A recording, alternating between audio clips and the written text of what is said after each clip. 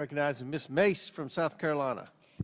Thank you, Mr. Chairman. On this hearing about communist China and the threats to our nation, as you know, Mr. Chairman, I think almost all Republicans in the House of Representatives are actually banned from Russia. I've heard a lot of Russian disinformation, misinformation today, and I would argue that democracy is not throwing your number one political opponent off the ballot in states so that you can threaten democracy.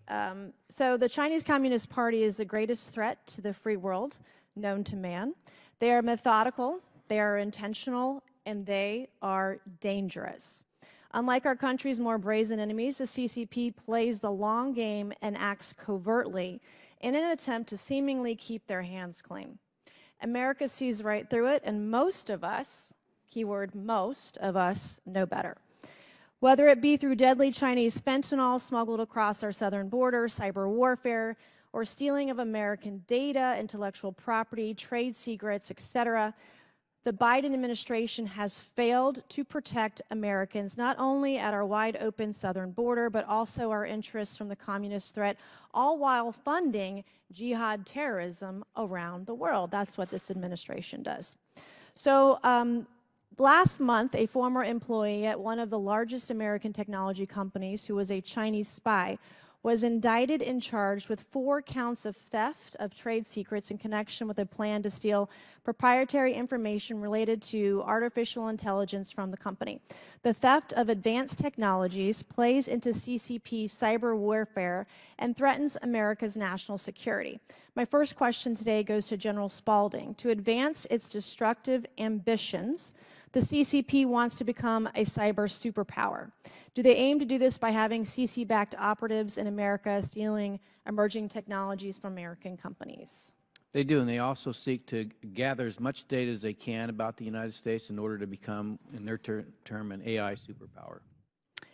Volt Typhoon has been recognized by the Cybersecurity and Infrastructure Security Agency, CISA, as a CCP hacker group that could disrupt critical communications and infrastructure, especially during times in future crises. The Volt Typhoon CCP hackers were able to plant themselves inside U.S. government systems, granting the CP the ability to disrupt and destruct cyber activity, including in critical infrastructure at any given point in time. Does the CCP have the ability to hack into our government systems using its hacking operations like Volt Typhoon and others? Absolutely, and there's even more. Even more. How does the CCP manage to hack into these systems? How do they do it? Well, we spend a lot of money on kind of the hard iron of national security.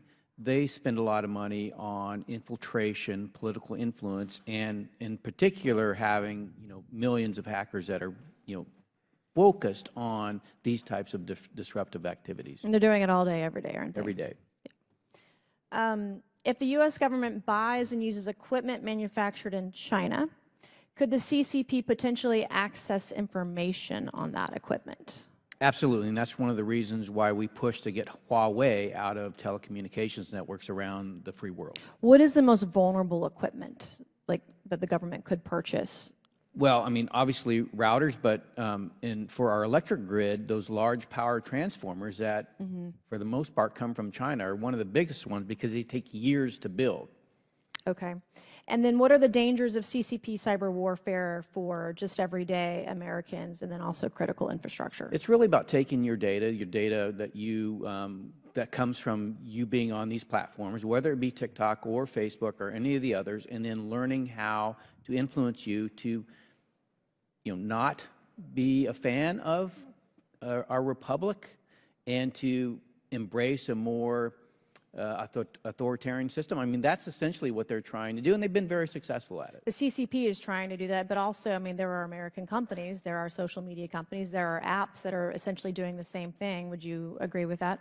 I would agree with that, and I think that's part of the process. For some reason, we find ourselves in a global system, a global narrative system, that is essentially aligned across the board between the free world and the authoritarian systems, which is something that has precipitated because of the rise of the internet and its influence on our lives. And we've seen the Biden administration try to influence social media companies, including, weaponizing the FBI in that effort. So thank you, Mr. Chairman, and I yield back.